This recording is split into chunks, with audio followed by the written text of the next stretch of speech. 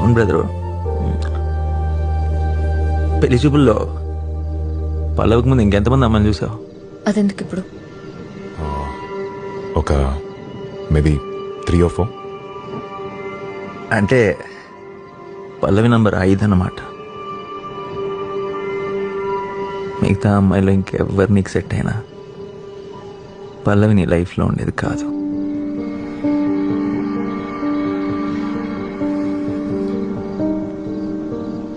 పల్లవి నీకు ఆప్షనే తప్ప చాయిస్ కాదు. కానీ నేను అలా కాదు బ్రదర్.